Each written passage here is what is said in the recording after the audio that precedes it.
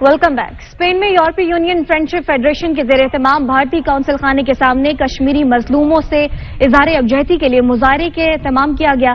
احتجاج کے دوران اسپین کی فضا مودی مرد آباد، انڈیا دہشت گرد کے نعروں سے گونجتی رہی۔ اسپین سے ہمارے نمائندے ممتاز منیر سہوترا کی رپورٹ کے مطابق اسپین کے شہر بارسلونا میں انڈین کونسل خانے کے سامنے یوم استحصال کشمیر کے موقع پر EU پاک فرینڈشپ کے زیر اہتمام مظاہرہ کیا گیا، جس میں سیاسی، سماجی اور کاروباری شخصیات کے علاوہ سول سوسائٹی کے افراد نے شرکت کی۔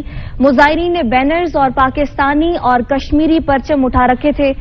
مظاہرین نے بھارتی مظالم کے خلاف اور کشمیریوں کے حق میں نعرے لگائے اور بازی کرتے رہے۔ مظاہرین نے EU فرینڈشپ ایسوسی ایشن اسپین کے صدر کامران خان، پروفیسر طاہر اور دیگر مقررین نے مسئلہ کشمیر کو اقوام متحدہ کی قراردادوں کے مطابق حل کرنے اور مظلوم کشمیریوں پر مظالم بند کرنے کا مطالبہ کیا اور کہا کہ اقوام متحدہ سمیت دیگر عالمی اداروں کے معاہدوں اور مسئلہ کشمیر کے حوالے سے اقوام متحدہ کی قراردادوں پر عمل درآمد کروایا جائے۔